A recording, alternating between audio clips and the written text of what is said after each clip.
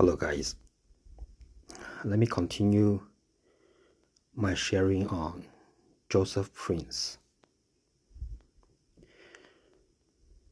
I know I already said it's very hard to detect the false teachers. Paul in his letter says that these people secretly,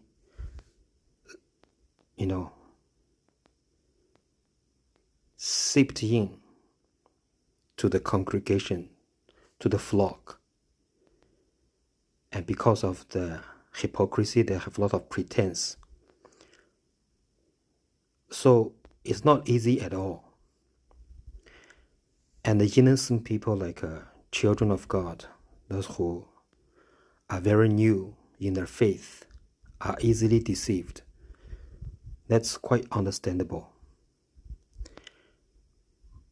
But hard to detect doesn't mean it cannot be deciphered.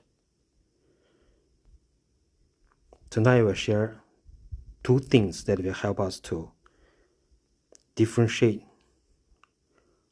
real shepherds of God's people and false ones. First one, we compare these people with St. Paul's life. You see, Joseph Prince's cunningness, right, whether he knows it or not, is in this clever mixture of Paul's doctrine of salvation, but without applying the godly effect in their lives.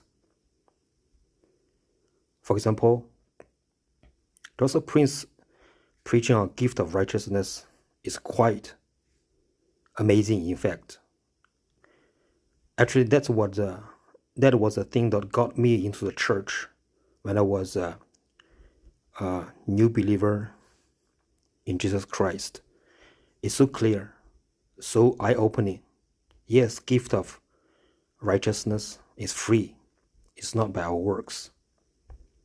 But then Paul, after convincing the believers of having the gift of righteousness, he moved on to admonish them to live a righteous life, not to please our flesh, not to continue the worldly pursuit of self-gratification. But people like Joseph Prince and his alike, if you see the selling point of their ministry, their teaching is mainly on the flesh, more things, better financial status, better opinions from the world perspective of Christians.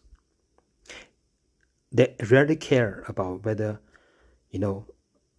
the evil, the darkness, the errors, the unfairness in this world. And to them, that's not relevant. But what they focus on instead is how, according to them, God has promised believers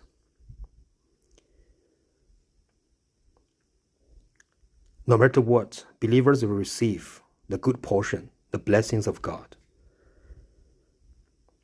But if you read Paul's letters, clearly he has a deep sense of having all believers. He wants all the believers to live a holy life, not to gratify our flesh, our selfish ambitions. In fact, the book of Proverbs says, you compare wisdom and the woman folly.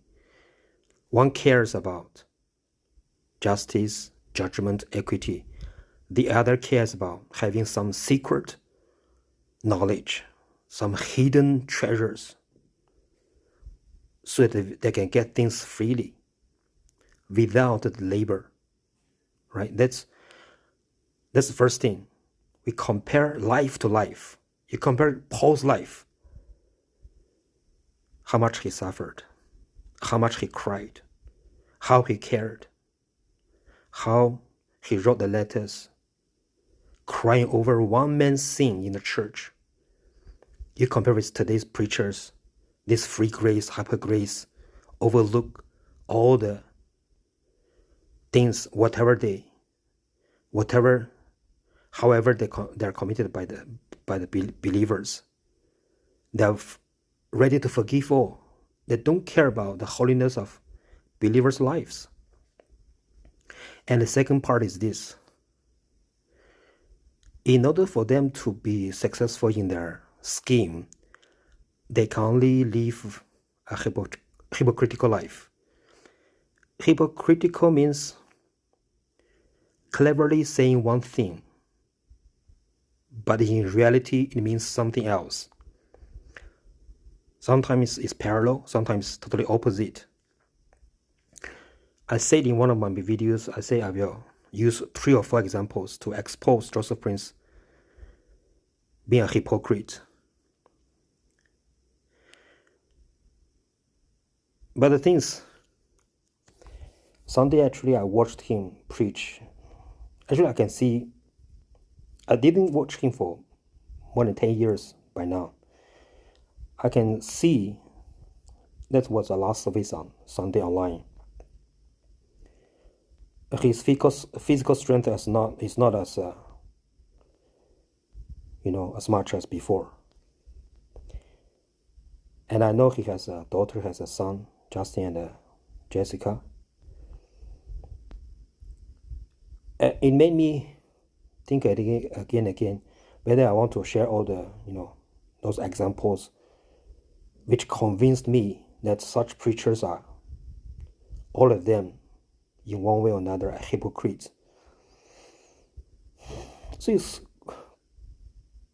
quite a heavy topic for me. On the one hand, I have my own children. When they grow up, right now I don't allow them to go to church, any church, because my opinion on the church in general actually is quite negative. As I said, somehow realize the teaching of tithe, or giving of 10% of one's income, in general, fundamentally is an error, is a scam. I will share that, on another video. So, for me, my kids are not going to church right now, but definitely I don't want them to go to a church like a Joseph Prince church, to go through what I went through, to sit in the church for more than 10 years, yet at the end of the 13, 14 years, learn nothing, only feel like being misled for many years. I don't want to see my children going through that. But I know Joseph Prince has his own kids also. Maybe I'll just show one example. Joseph Prince has been saying in many occasions that he wanted just a small church. He wanted just a small church, a humble church. He wanted just to be a humble pastor of a small congregation. But somehow God gave him a big congregation. So, on the surface, you can say, if one believes his words, then indeed God has given him all the crowds, all the people following him. But if you observe his actions, his words, how he tried to use words to please men, how the church changed the way they do worship,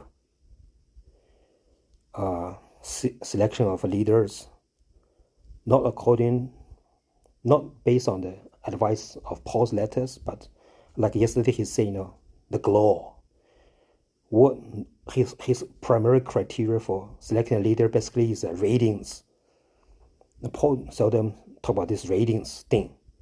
he has quite a clear, concrete set of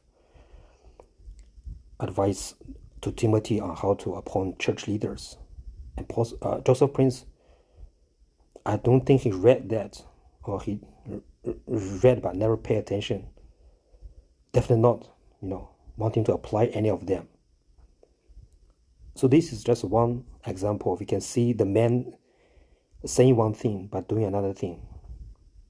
When it comes to attract people, he will use Bible verses. When it comes to applying into real life, how to live a holy life, how to make the church holy,